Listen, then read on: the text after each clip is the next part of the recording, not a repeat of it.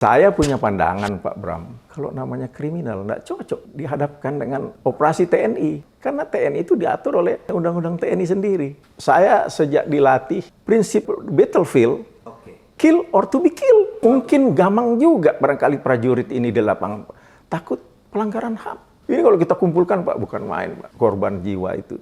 Sudah berapa janda, sudah berapa yatim piatu. Saya sering membaca di media, baik cetak maupun media sosial. Sering diberitakan akan berangkat satuan batalion ini berangkat ke Papua. Sebenarnya untuk apa diberitakan? Calon musuh, calon lawan akan mempelajari. Kenapa mereka bisa tahu di mana titik lemah yang bisa dijadikan killing ground gitu. Jadi seenaknya aja senjatanya dia membidik. Harusnya kan kerahasiaan itu dijaga. Seperti dulu Pak Bram kalau mau OTT kan tidak terbuka.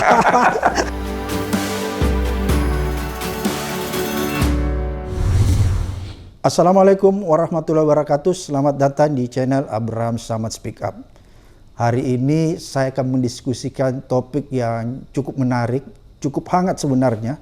Tapi kelihatannya banyak media yang mungkin lupa atau saya tidak paham yang kurang mengangkat isu ini. Padahal sebenarnya isu ini adalah isu kemanusiaan, isu kita bersama.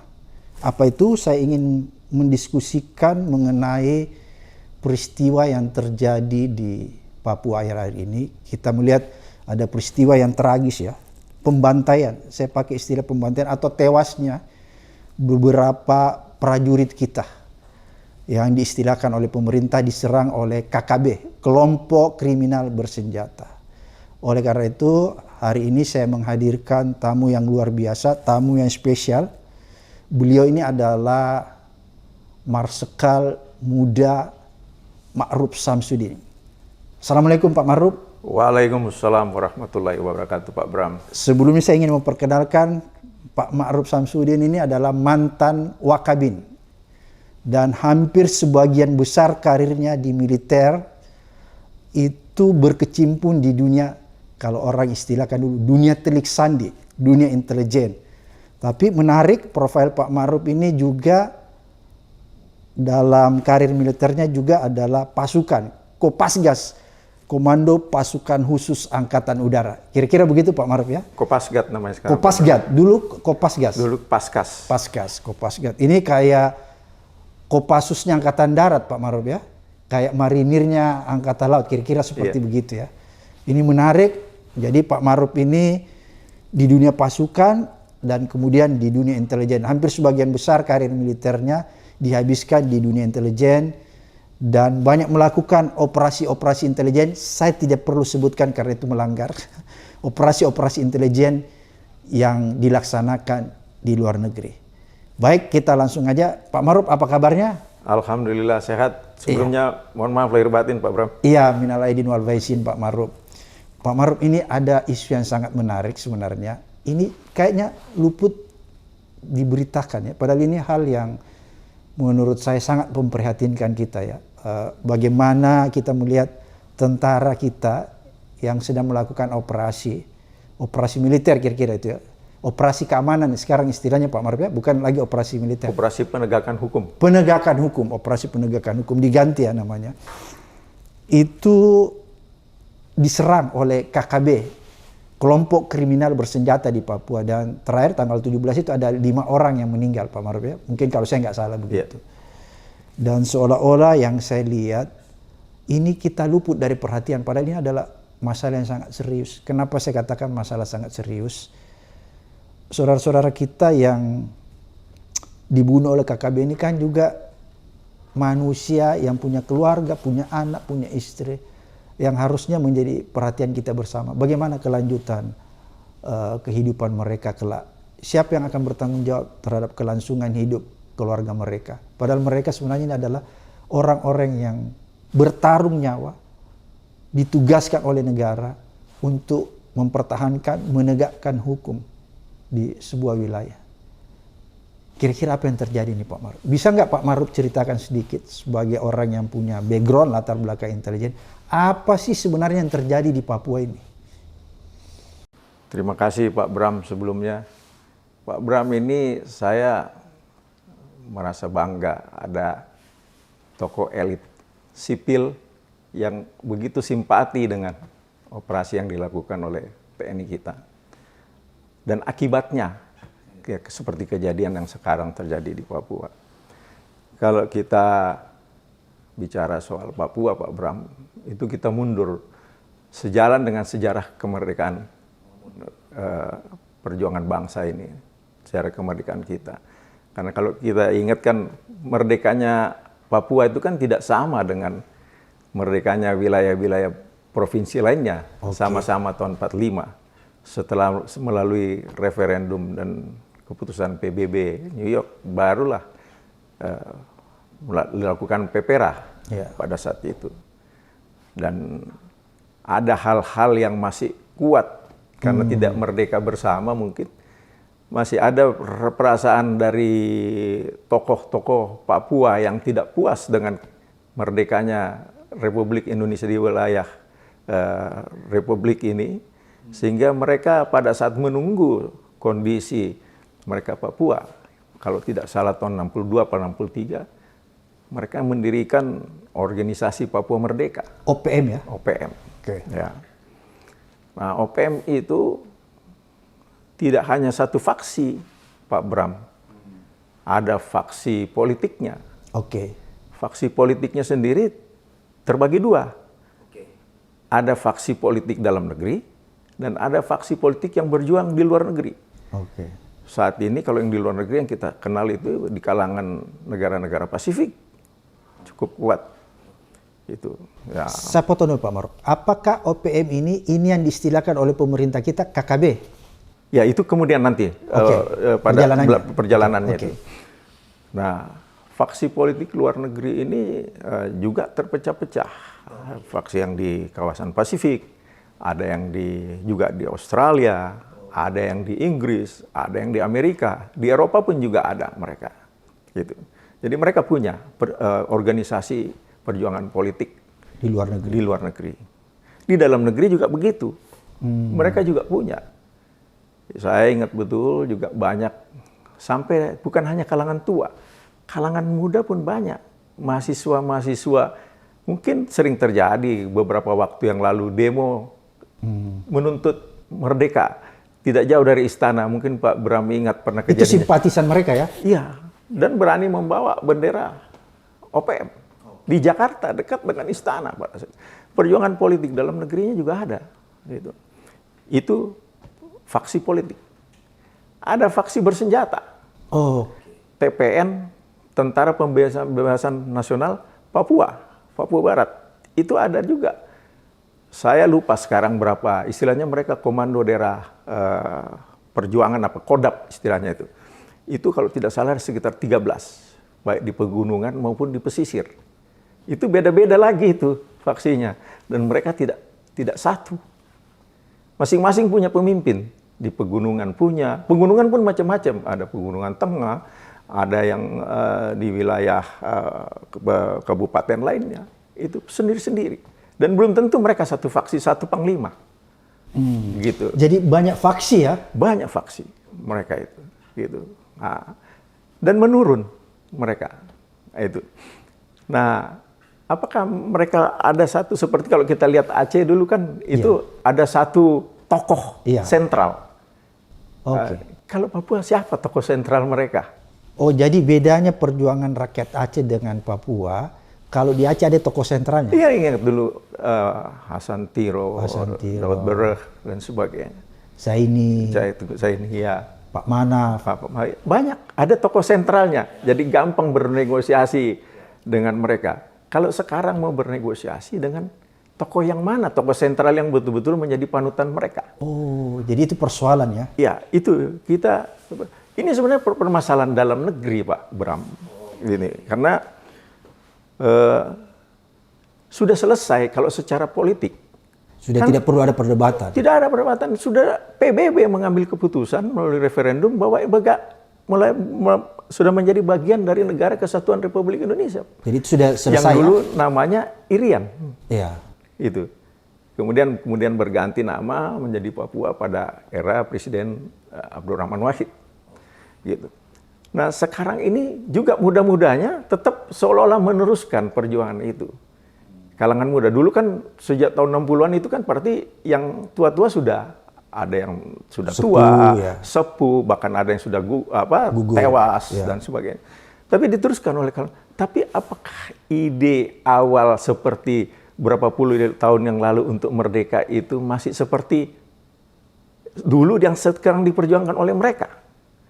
Ini jadi pertanyaan gitu. Nah, siapa?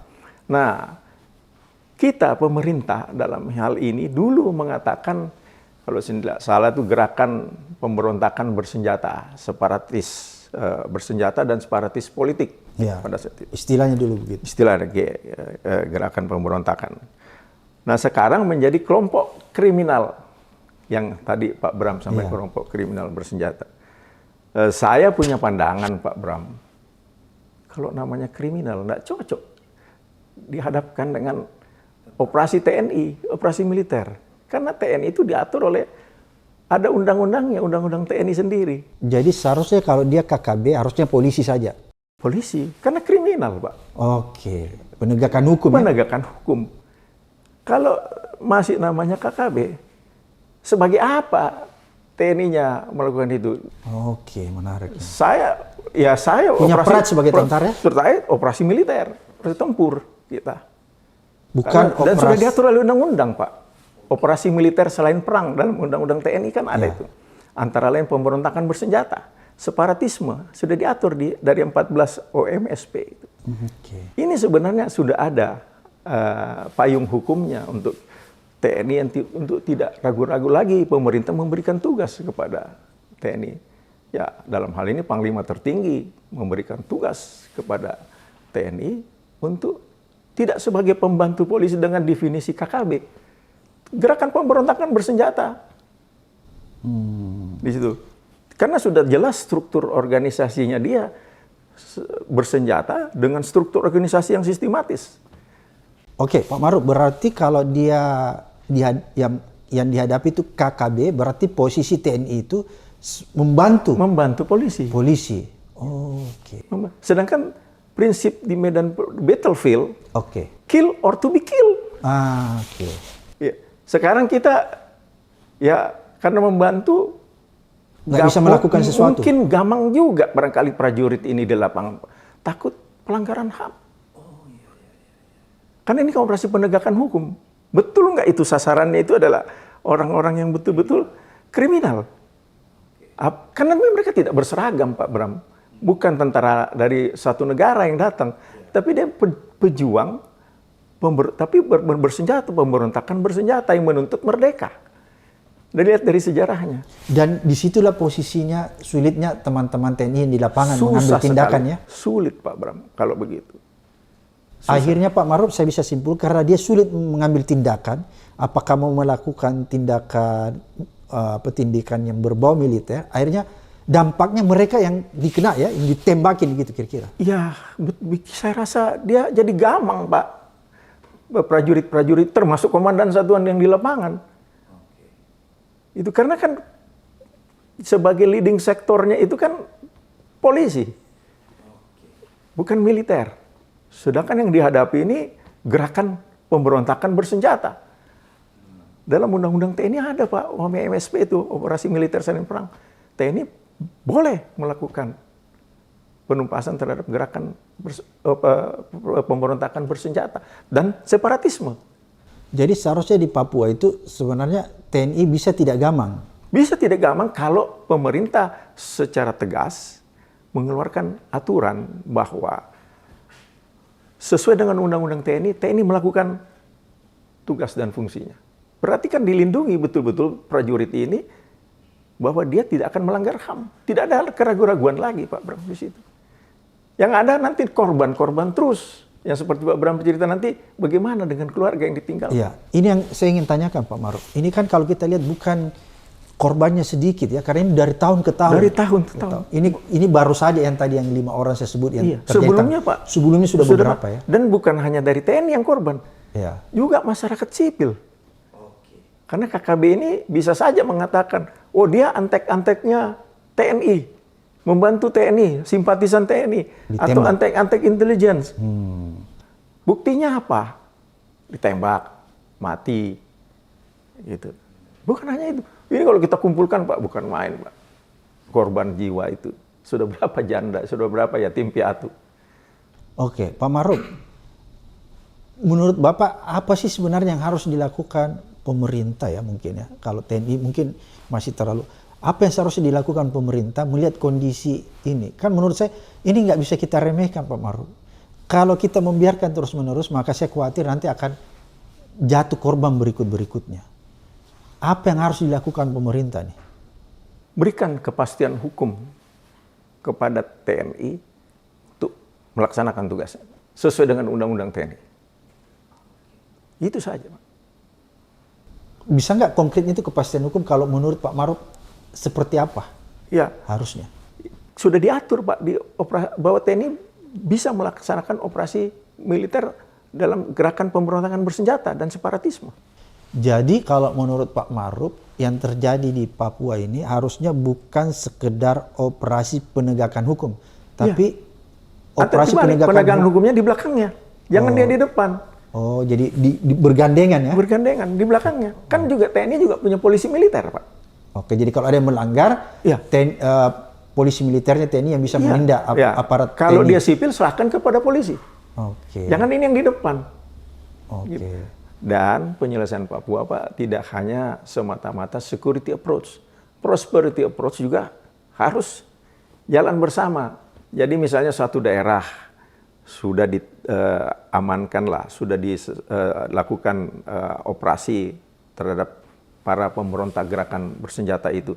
Tapi bagaimana membangun selanjutnya desa itu, wilayah itu? Meyakinkan mereka supaya ada pembangunan di situ Pak, pada masyarakatnya kembali lagi mereka di situ berkehidupan, bisa bertani kah, berkebun, ya itu tidak bisa hanya security approach, tapi prosperity approach. Pemerintah yang lainnya, kementerian lainnya juga harus ikut bersama-sama Pak di situ, menunjang. Jadi TNI dalam rangka operasi pemberontakan bersenjata itu selesai itu harus masuk pemerintah dari kementerian lain, misalnya Kementerian Pendidikan, Kementerian Sosial, Kementerian PKPU, dan sebagainya, membangun daerah situ. Jangan terus ditinggalkan, diserahkan kepada TNI. TNI sudah melakukan itu, mengawal pembangunan itu bersama-sama. Pak Maruf, saya ingin tanya, sebagai seorang yang punya latar belakang intelijen, apakah ada kekeliruan atau kehilapan sehingga intelijen tidak bisa mendeteksi secara awal? Kan begini, di kepala saya sebagai orang awam Pak Maruf, kalau misalnya operasi intelijen itu berjalan sebagaimana mestinya, kan pasti bisa memprediksi secara awal potensi-potensi akan terjadinya hal-hal yang tidak kita inginkan, seperti yang tadi saya ceritakan, tiba-tiba TNI-nya bisa ditembak oleh. Artinya kalau sebenarnya operasi intelijen itu berjalan sebagaimana mestinya, itu kan bisa dideteksi, bisa diantisipasi. Apakah operasi-operasi intelijen yang berlangsung di Papua itu tidak berjalan sebagaimana mestinya? Ini pertanyaan yang menarik, Pak Bram. Deteksi dini itu selalu diperlukan setiap apa saja kegiatan, bukan hanya untuk militer saja kan. Kita selalu mencari informasi apa yang akan kita lakukan. Kalau di TNI itu dia selalu membaca istilahnya cuaca, medan, dan musuh. Kalau dia berada di suatu tempat, dia harus memperhitungkan kondisi cuaca. Terus dia harus memperhitungkan kondisi medan. Terus bagaimana saya bisa menghadapi musuh dengan kondisi cuaca, medan, dan musuh. Itu harus betul-betul melalui informasi dengan didukung oleh fakta dan ada analisa intelijen untuk melakukan kegiatan itu.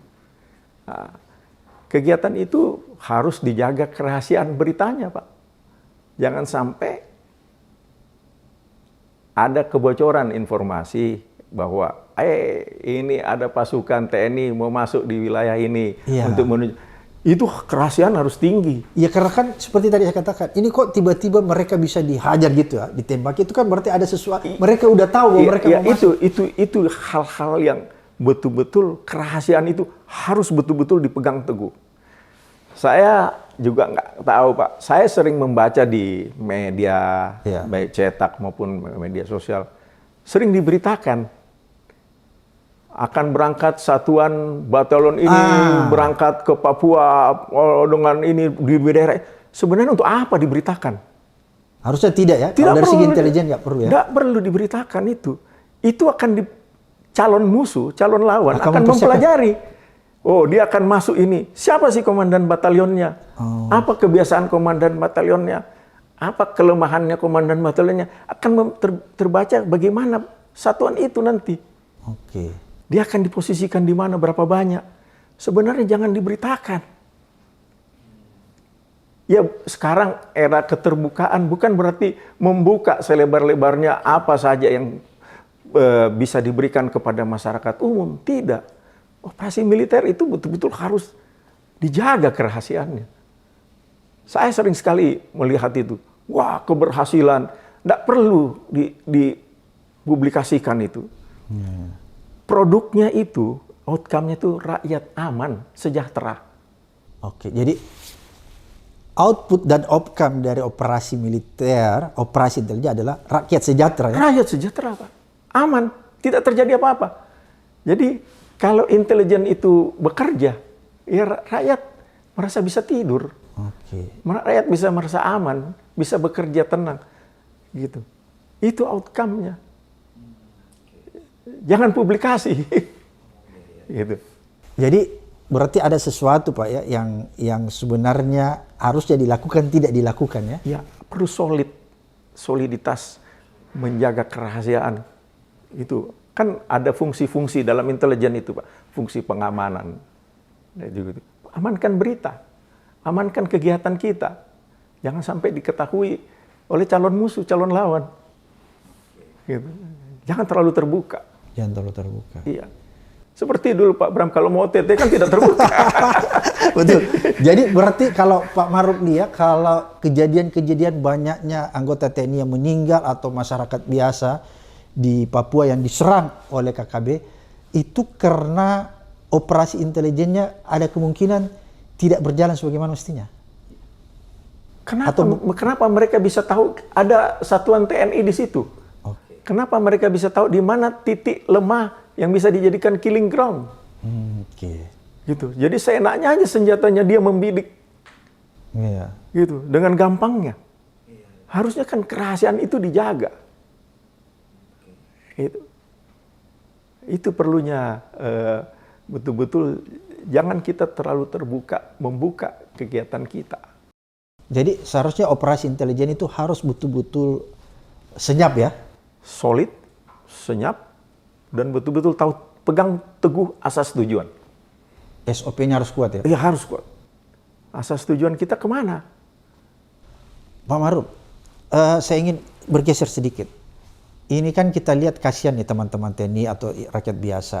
Katakanlah kita bicara khusus TNI. Ketika mereka harus mengembuskan nafas, ya, wafat di sana. Kemudian jenazahnya dipulangkan. Mereka masih punya anak. Bahkan masih banyak kecil-kecil Pak Maruf saya lihat. Istri. Ada tidak ya solusi yang bisa ditawarkan pemerintah atau opsi yang harus ditawarkan pemerintah sehingga mereka anak-anak dari TNI atau keluarga TNI yang ditinggalkan ini punya jaminan sosial untuk menghadapi kehidupannya selanjutnya. Karena kan kehidupannya masih panjang nih Pak Maruf. Anak-anaknya masih kecil, sekolah, istrinya. Ada tidak yang harus dilakukan pemerintah agar mereka ini punya jaminan sosial untuk menghadapi hidup selanjutnya.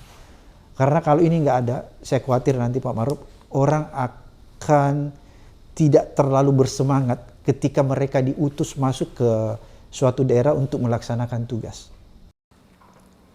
Ya Pak Bram, faktor kesejahteraan kepada anggota TNI itu dalam Undang-Undang TNI juga diatur Pak. Berikanlah hidup layak. Saya lupa pasal berapa itu. Berikan hidup layak. Pemerintah wajib memberikan hidup layak kepada prajurit TNI. Gitu. Ya, kalau kita bandingkan kehidupan militer di negara-negara maju, bukan main bangganya. Memang susah dan tidak banyak yang mau menjadi tentara sukarela. Iya, Pak Maruf ini kan lama bertugas di Amerika, sekolah di Amerika, di Australia juga ya, militernya. Ya, pernah, Pak. Itu bagaimana membandingkannya Pak Maruf? Ya, rasa bangga seorang prajurit dan keluarganya itu bukan main, karena kesejahteraannya diperhatikan. Gitu. Dan kita lihat prajurit-prajurit mereka di sana itu betul-betul diperhatikan oleh negara. Diperhatikan kesejahteraannya? Kesejahteraannya diperhatikan, Pak. Salah satu contohnya Pak Maruf? Tidak perlulah sebenarnya tentara Indonesia itu nggak usahlah kasih gaji tinggi-tinggi, gitu. Tapi jaminan hidupnya dipenuhi. Jaminan kesejahteraannya. Jaminan kesejahteraan hidup sehari-hari. Jadi gaji tidak perlu tinggi, tapi harus ada jaminan kesejahteraan. Contoh misalnya seperti saya lihat di kehidupan di Amerika itu, Pak. Di satu base camp atau satu home base itu militer, ada seperti BX atau PX, toko-toko itu, mereka bisa membeli yang tidak sama harganya dengan di luar. Jadi daya belinya, kemampuan daya belinya tinggi di situ, gitu.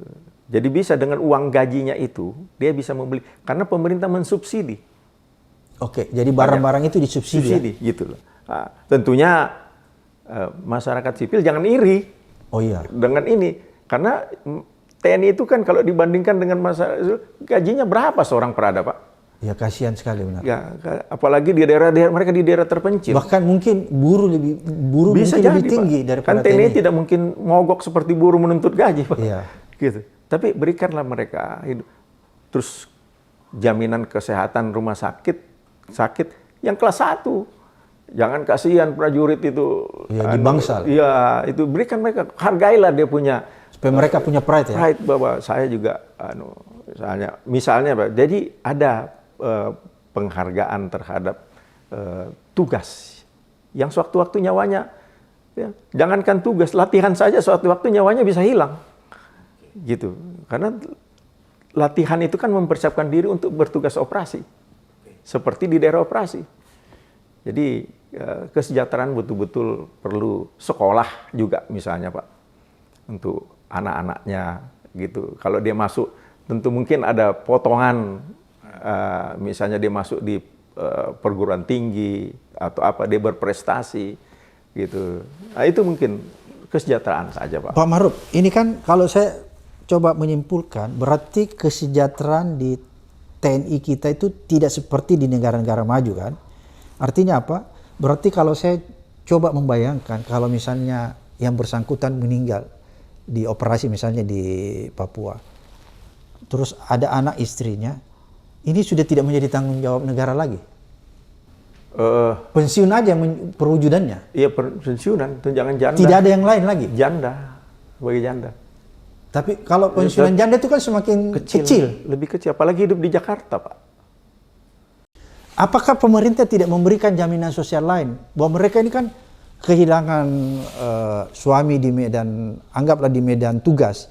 Harusnya kan tuh ada sesuatu yang seperti tadi Pak Maruf katakan, harus katakanlah mereka ini gajinya juga kecil kan, tentara ini Pak Maruf. Harusnya kan ada jaminan sosial, jaminan kelayakan gitu ya. Bisa apa tuh, jaminan sosial mereka. Apakah itu tidak ada di TNI Pak Maruf? Mungkin para janda itu bisa diberikan apa, Pak, pendidikan keterampilan supaya dia bisa membiayai hidupnya selanjutnya gitu loh. Jadi ada kehidupan ekonomi mandiri ke depan. Anaknya mungkin diperhatikan dengan beasiswa dan saya rasa ada satuan yang memikirkan itu, Pak. Tapi itu kan tidak dalam satu yang universal. Mungkin diwujudkan dalam bagaimana implementasinya hidup layak itu. Apakah itu tidak harusnya dirumuskan dalam satu aturan di negara kita, misalnya di Undang-Undang TNI apa, bahwa harus ada tanggung jawab negara menurut saya. Negara harus hadir di situ, Pak Maruf. Ya, tanggung jawab negara, kehadiran negara. Bagaimana kalau terjadi korban? Bagaimana keluarga korban? Ya. Gitu perlakuan terhadap keluarga. Kalau misalnya dia masih punya anak umur sekian, kalau misalnya istrinya tidak bekerja, tapi punya kemampuan apa, diberikan kesempatan untuk dia mendapatkan keterampilan atau apa, supaya dia bisa ada kehidupan kelanjutan di ekonominya. Gitu. Kalau Pak Maruf membandingkan ya tadi di negara maju, katakanlah Amerika atau Australia, itu kan mereka banyak juga dikirim ke wilayah-wilayah konflik, misalnya ke luar negeri, ke Afgan dan lain sebagainya. Terus misalnya personil mereka tewas di sana. Apakah negara memberikan jaminan terhadap istri atau anak-anak yang bersangkutan itu setelah misalnya yang bersangkutan tewas di medan pertempuran? Ada nggak jaminan yang diberikan oleh negara kepada keluarga korban itu kalau di negara maju yang Pak Maruf sempat lihat? Saya rasa mereka pasti diberikan jaminan kehidupan, Pak. Itu karena kondisi ekonomi secara nasional negara itu juga kan pasti bisa siap menjamin kehidupan itu, gitu. Dan tentunya para istrinya itu pasti rata-rata mereka tuh di negara itu punya kemampuan pendidikan, latar belakang pendidikan yang mungkin tidak seperti kita di sini. Jadi kondisi kasusnya berbeda, Pak Bram. Tapi untuk kita mengimplementasikan di sini, ya diaturlah sebagai turunan dari undang-undang itu. Kalau terjadi korban, bagaimana memperlakukan keluarga korban, gitu. Oke. Jadi sebenarnya itu konsen kita harus di situ, Pak Maruf, ya. Selain memperbaiki misalnya tadi yang Pak Maruf katakan harus ada kejelasan ya tentang operasi itu ya. Apakah dia harus bergandengan antara operasi penegakan keamanan dan operasi militer, ataukah rumusan tentang ancaman tadi yang Pak Maruf itu ancaman negara, itu yang harus dirumuskan sedemikian rupa sehingga prajurit ini tidak gamang di lapangan, kira-kira begitu. Tidak boleh gamang, Pak, kalau sudah di daerah operasi, karena di daerah pertempuran itu on the battlefield, kill or to be killed.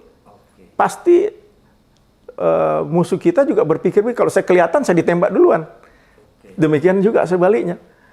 Kalau dia lihat kita, saya tembak dia duluan. Gitu. Jadi nggak boleh gamang sama sekali, harus pasti. Harus pasti. Jadi kalau menurut Pak Maruf ada dua yang bisa disimpulkan nih menjadi solusi, option. Mungkin ini yang bisa diperhatikan oleh pemerintah. Pertama, mengenai operasi itu sendiri ya, agar payung hukum ya. Payung hukumnya ya, agar pasukan tidak gamang, tidak menghadapi risiko tidak besar, ragu-ragu. Tidak ragu. Kemudian yang kedua, ini yang paling penting mungkin Pak Maruf. Pasca kalau misalnya terjadi korban, negara harus bertanggung jawab terhadap kesejahteraan keluarga ya. Harus bisa memberikan jaminan. Karena ini kan luar biasa nih Pak Maruf. Ya, perlakuan terhadap keluarga korban. Perlakuan terhadap keluarga korban. Karena kan begini, kalau kita lihat aja kan pekerja aja itu kan dia punya jaminan sosial di BPJS. Yang misalnya kalau terjadi sesuatu, misalnya dia terjadi kecelakaan kerja dan dia tidak bisa lagi bekerja ataupun meninggal, itu kan ada jaminan sosial yang didapatkan oleh Pak, keluarganya. Kalau dari Asabri kan ada, Pak, kita ada. Tapi saya nggak tahu besarannya berapa, Pak, kan ada level kepangkatannya. Gitu. Tapi bagusnya dipersiapkan negara berkelanjutan untuk dia bisa hidup mandiri secara ekonomi. Gitu. Mungkin anaknya diberikanlah beasiswa. Ya itu yang penting, Pak. Ya, pada anaknya, atau memang kalau dia istrinya mungkin diberikan kehidupan, mempersiapkan diri untuk bisa jadi single parent. Gitu. Jadi itu yang bisa dilakukan Pak Maruf ya? Ya. Baik Pak Maruf, terima kasih banyak atas apa yang disampaikan. Ini membuat kita menjadi terang benderang Pak Maruf. Semoga Pak Bram. Penonton yang menyaksikan channel ini akan paham betul apa sih yang sebenarnya terjadi di Papua, dan ada yang terpenting dari ini semua bahwa negara itu harus hadir memberikan jaminan sosial, jaminan kelayakan hidup bagi para korban, para keluarga korban yang ditinggalkannya itu, agar mereka masih bisa menjalani kehidupan yang lebih panjang. Sekali lagi terima kasih banyak Pak Maruf atas kesempatan yang diberikan, atas edukasi, pencerahan yang diberikan kepada kita semua. Sampai bertemu di kesempatan lain di channel Abraham Samad Speak Up.